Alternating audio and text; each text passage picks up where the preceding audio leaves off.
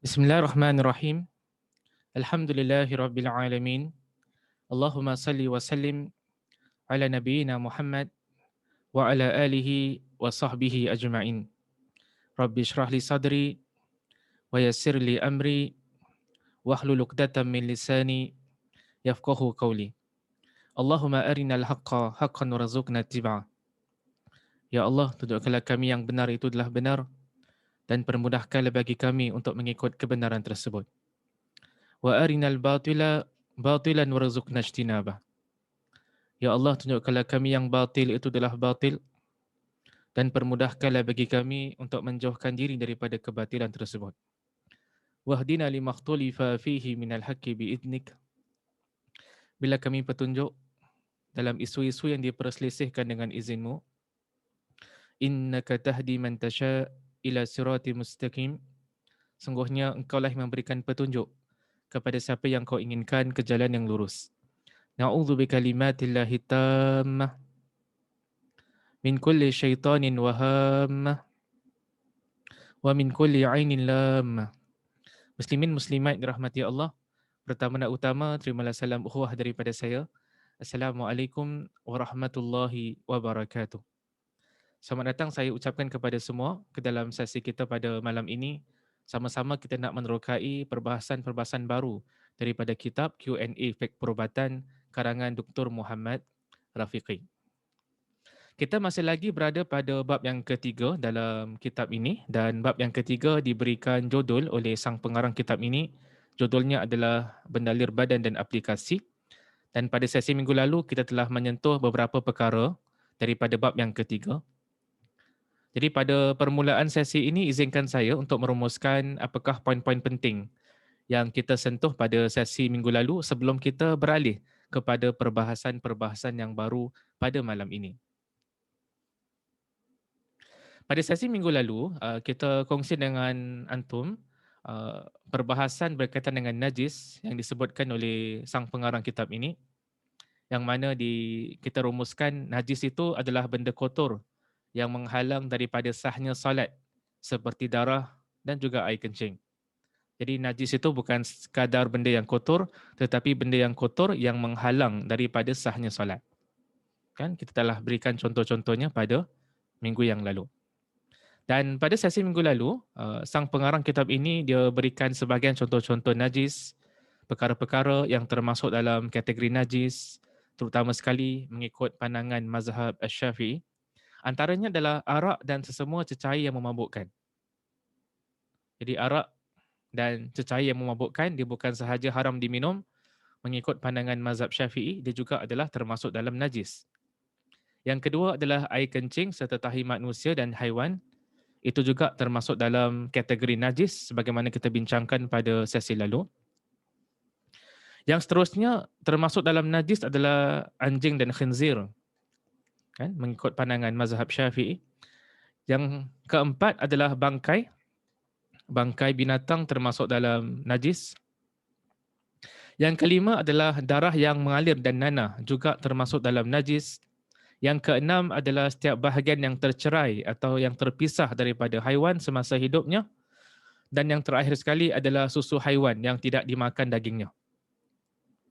Itulah merupakan sebahagian contoh-contoh najis sebagaimana yang disebutkan dalam kitab Q&A Fiqh Perubatan ni yang kita bincangkan pada sesi minggu lalu. Pada hari ini kita nak teruskan lagi perbincangan perbahasan-perbahasan baru yang disentuh oleh sang pengarang kitab ini. Yang pertama sekali yang disentuh oleh sang pengarang adalah berkaitan dengan air liur manusia. Jadi air liur manusia ni najis ke suci? Apakah pandangan para ulama berkaitan dengan isu ini? Okay. Jadi apa kata sang pengarang? Kata sang pengarang adalah air liur manusia yang keluar daripada mulut manusia ketika mana tidur adalah suci, kecuali sekiranya ia keluar daripada perut dan berwarna kekuningan seperti kahak. Jadi kata sang pengarang, air liur ni asalnya suci, kecuali dalam satu keadaan. Kan?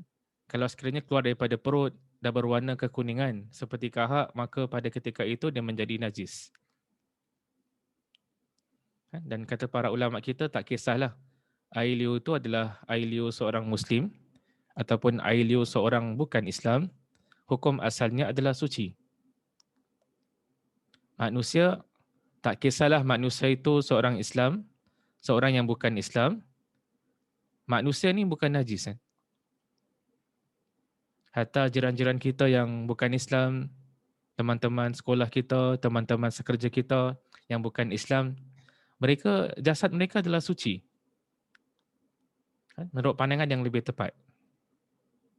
Jadi orang Islam ataupun orang yang bukan Islam, jasadnya suci, bukan najis. Sama juga dengan air liur. Air liur orang Islam ataupun air liur orang yang bukan Islam, asalnya adalah suci. Melainkan dalam satu keadaan, sebagaimana yang disebutkan tadi, melainkan kalau sekiranya ia keluar daripada perut dan berwarna kekuningan seperti kahak, maka pada ketika itu menjadi najis. Itu yang disebutkan oleh sang pengarang kitab ini.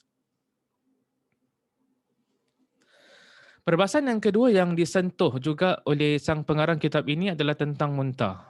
Jadi muntah ni adakah dia termasuk dalam perkara yang suci atau dia termasuk dalam perkara yang najis? Jadi ada sedikit perbincangan di kalangan para ulama tentang muntah ni.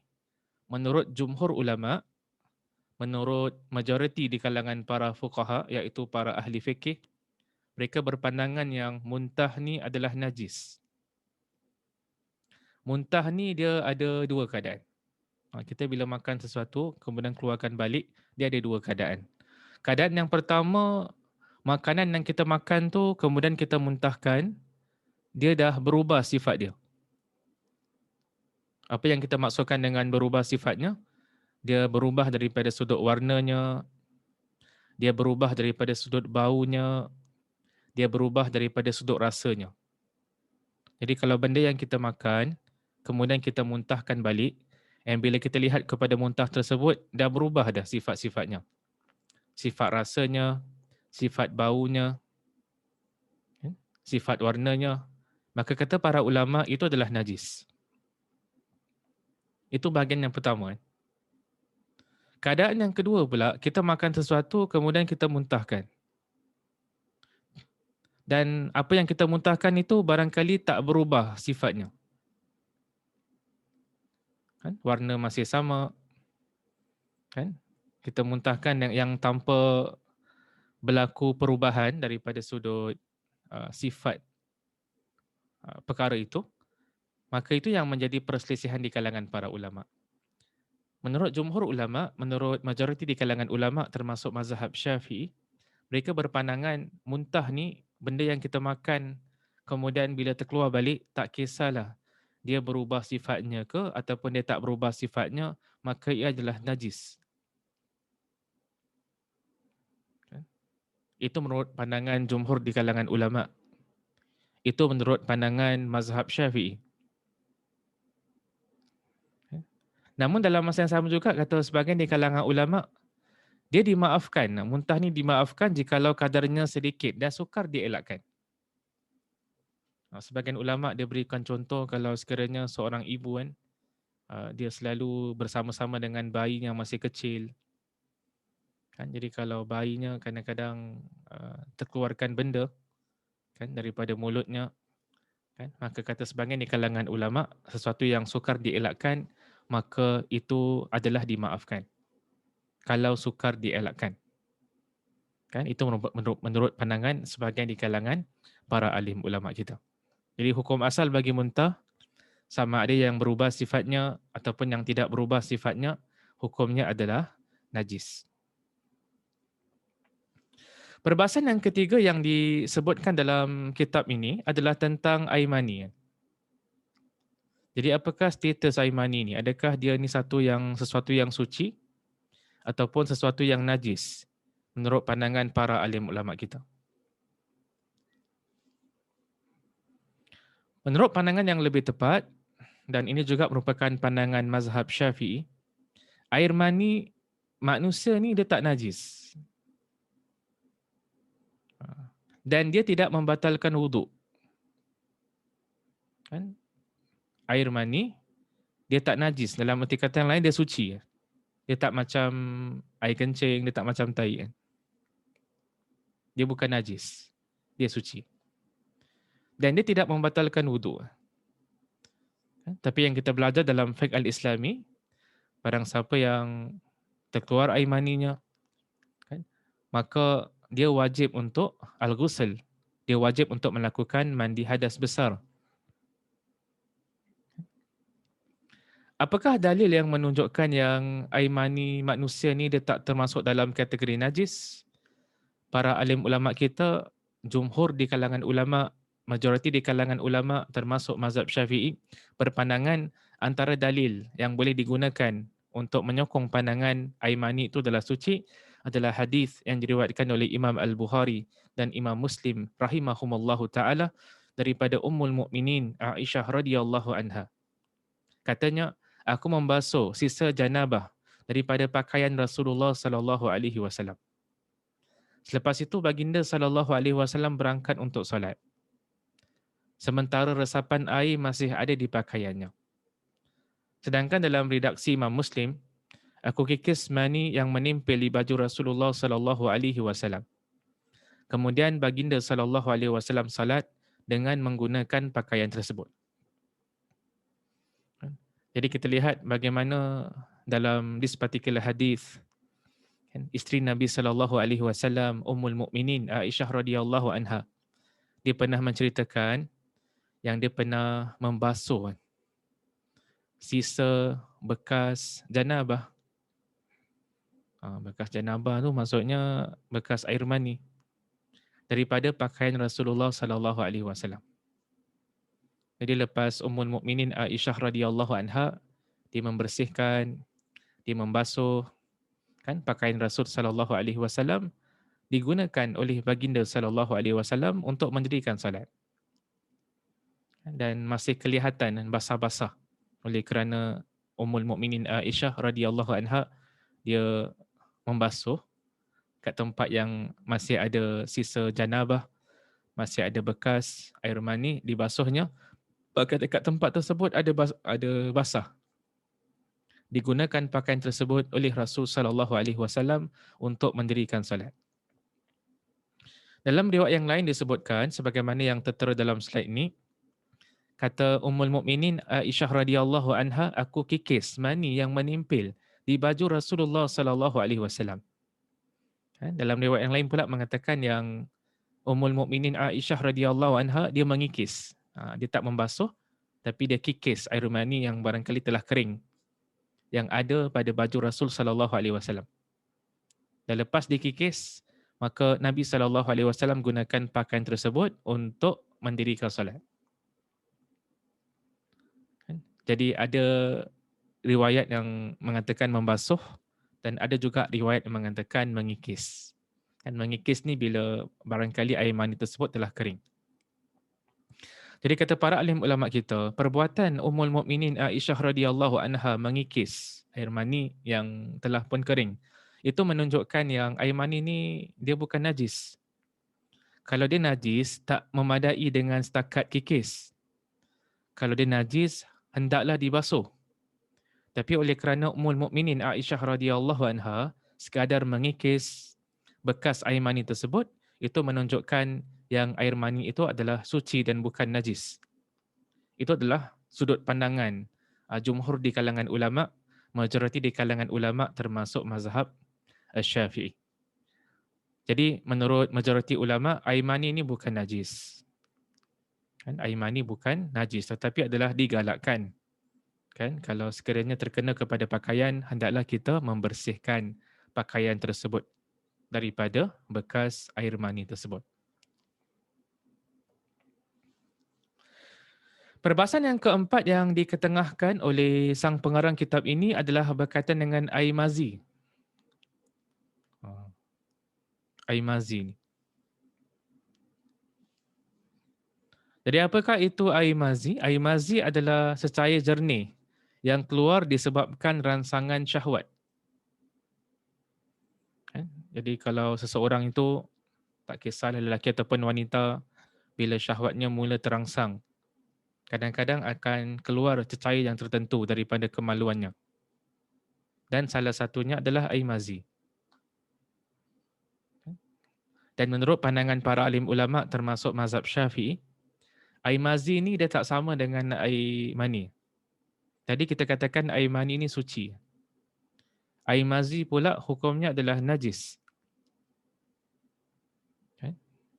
Dan barang siapa yang terkeluar air mazi, maka diwajibkan untuk membersihkan kemaluannya dan juga diwajibkan untuk berwuduk. Wuduknya terbatal. Perlu dia wuduk sekali lagi. Itu adalah air mazi. Jadi kalau kita lihat air mazi ni dia beza sikit dengan air mani. Kan? Air mani hukumnya suci.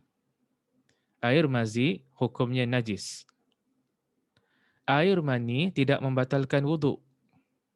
Tetapi air mazi membatalkan wuduk. Dan itu adalah di antara perbezaan yang ketara antara kedua cecair ini. Satu air mani dan satu pula air mazi. Di sini barangkali timbul satu persoalan. Apakah dalil ataupun bukti yang menunjukkan air mazi ini termasuk dalam najis? Ada tak sandarannya daripada hadis Rasul sallallahu alaihi wasallam? Kata para ulama ada. Hadis yang sahih yang diriwayatkan oleh Imam Al-Bukhari dan Imam Muslim rahimahumullahu taala. Hadis yang diriwayatkan oleh Sayyidina Ali ibn Abi Talib radhiyallahu an. Kata Sayyidina Ali, aku seorang lelaki yang mudah keluar air mazi. Aku malu mengungkapkannya kepada Rasulullah sallallahu alaihi wasallam. Kerana terdapat anaknya yang merupakan isteriku. Maka aku meminta Miqdad bin Al-Aswad untuk bertanya pada baginda sallallahu alaihi wasallam. Baginda pun menjawab, cukup sekadar dia membasuh kemaluannya dan berwuduk. Dalam riwayat Imam Al-Bukhari, basuhlah kemaluanmu dan berwuduklah. Sedangkan dalam riwayat Imam Muslim, berwuduklah dan percikkanlah kemaluanmu dengan air. Jadi ada satu peristiwa yang pernah diceritakan oleh Sayyidina Ali ibnu Abi Talib radhiyallahu an, yang mana Sayyidina Ali ni kadang-kadang dia terkeluaran air mazi. Dan kemudian dia nak tanya soalan kepada Rasul sallallahu alaihi wasallam. Pada zaman tersebut, mufti mereka, tempat rujuk mereka dalam bidang hukum hakam adalah Rasulullah sallallahu alaihi wasallam. Tapi dia malu. Dia malu nak tanya tentang air mazi kepada Rasul sallallahu alaihi wasallam. Kerana hubungannya yang rapat dengan Nabi sallallahu alaihi wasallam, dia rasa malu. Jadi apakah yang dilakukan oleh Sayyidina Ali ibnu Abi Talib radhiyallahu an? Dia wakilkan seorang sahabat yang lain untuk mengajukan soalan bagi pihaknya. Siapakah yang diwakilkan oleh Sayyidina Ali untuk tanya soalan kepada Rasul sallallahu alaihi wasallam adalah Miqdad bin Al-Aswad. Diwakilkan kepada Miqdad bin Al-Aswad untuk tanya kepada Rasul sallallahu alaihi wasallam tentang status air mazi ni dan apakah yang perlu dilakukan oleh Sayyidina Ali ibnu Abi Talib radhiyallahu an. Maka kata Rasul sallallahu alaihi wasallam, Nabi sallallahu alaihi wasallam mengatakan cukup sekadar membasuh kemaluan. Jadi kalau terkeluar air mazi, apa yang perlu dilakukan? Adakah perlu mandi? Tak perlu. Hanyalah membasuh kemaluan. Kemudian berwuduk. Jadi itu sahaja yang diajarkan oleh Rasul sallallahu alaihi wasallam. Jadi kata para ulama, oleh kerana Nabi sallallahu alaihi wasallam perintahkan agar dibasuh kemaluan ketika mana keluar air mazi, kata para ulama itu menunjukkan bahawa air mazi itu najis. Kalau dia bukan najis, nescaya Nabi sallallahu alaihi wasallam tak akan perintahkan untuk membasuh kemaluan. Tetapi oleh kerana Nabi sallallahu alaihi wasallam perintahkan untuk membasuh kemaluan kalau sekiranya terkeluar air mazi, itu menunjukkan yang air mazi itu najis. Dan perintah Rasul sallallahu alaihi wasallam Bagi mereka yang dah keluar air madhi, dia perlu basuh kemaluannya dan dia perlu berwuduk. Perintah Nabi SAW agar mengambil wuduk, itu menunjukkan yang sesiapa sahaja yang terkeluar air madhi, maka wuduknya terbatal. Oleh kerana wuduknya terbatal lah, Nabi SAW perintahkan agar berwuduk.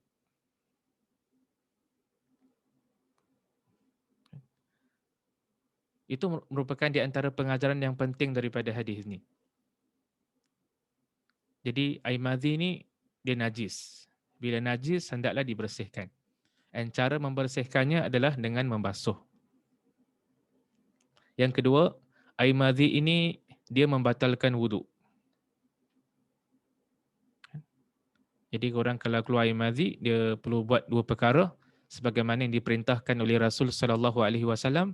Pertama sekali membasuh kemaluan, yang kedua adalah dia berwuduk.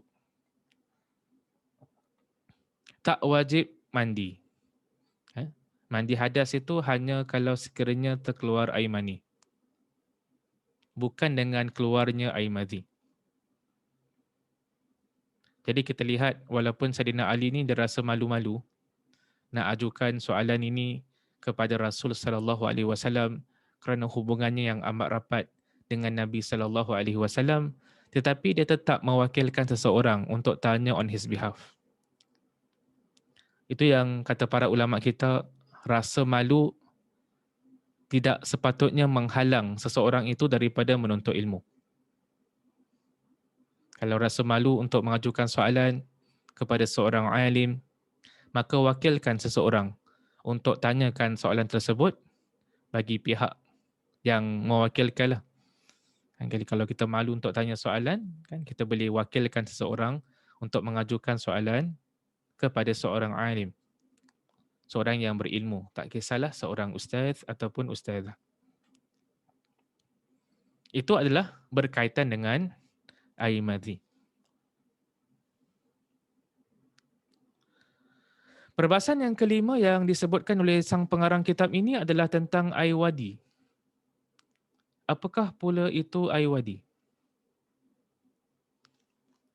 Jadi kata sang pengarang kitab ini, air wadi ini adalah air putih kental yang keluar daripada kemaluan seseorang sesudah kencing.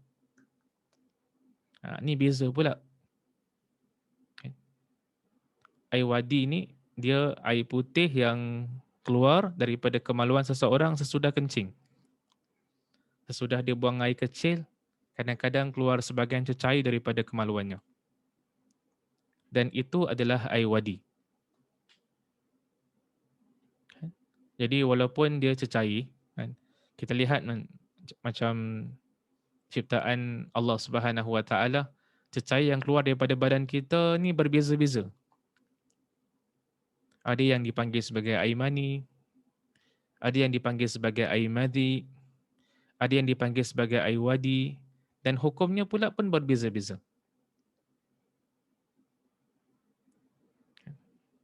Air wadi ni, kata para alim ulama kita, dia termasuk dalam najis. Jadi sesiapa lepas buang air kecil, masih ada cecair yang keluar, biarkan dia keluar terlebih dahulu, kemudian kita basuh kemaluan kita. Air wadi termasuk dalam najis. Dan siapa sahaja yang keluar air wadi ni, maka wuduknya terbatal. Wuduknya terbatal dan perlu mengambil wuduk. Itu adalah berkaitan dengan air wadi. Jadi air wadi ni daripada sudut hukum, dia lebih mirip-mirip kepada air madhi. Iaitu kedua-dua air madhi dengan air wadi ni, kedua-duanya najis.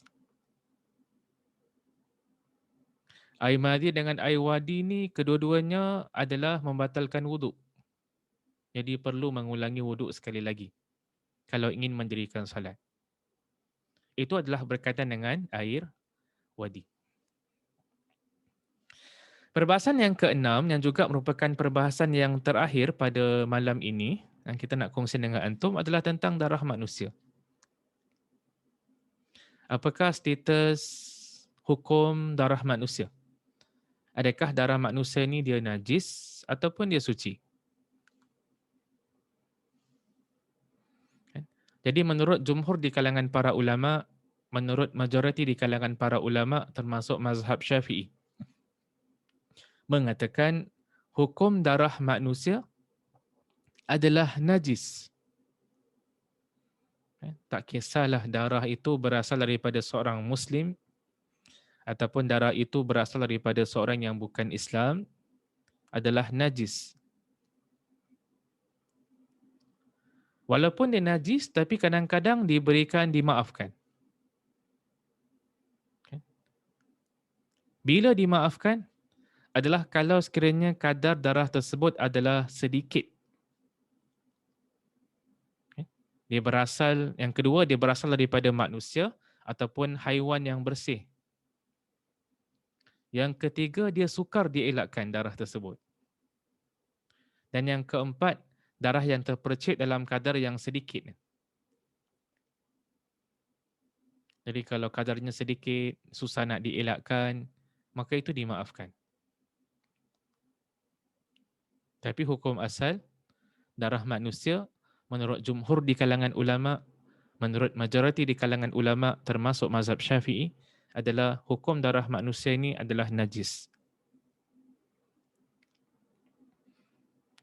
Jadi itulah di antara perbahasan-perbahasan yang penting yang diketengahkan oleh sang pengarang dalam bab yang ketiga ni, khususnya yang ada kaitan dengan najis.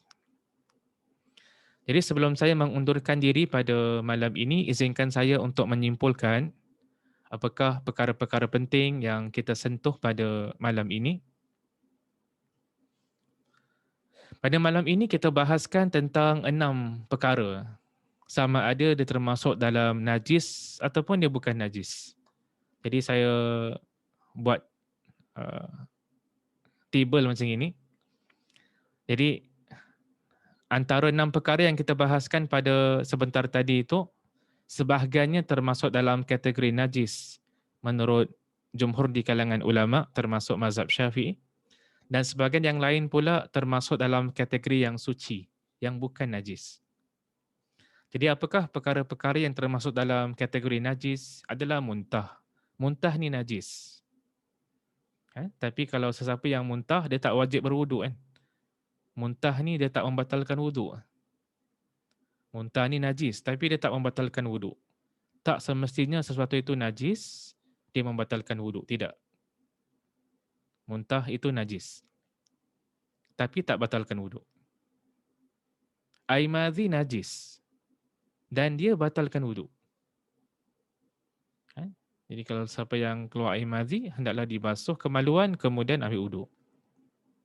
Air wadi lebih kurang sama dengan air madhi daripada sudut hukum, iaitu ianya najis dan memerlukan kepada wuduk yang baru kerana wuduk terbatal.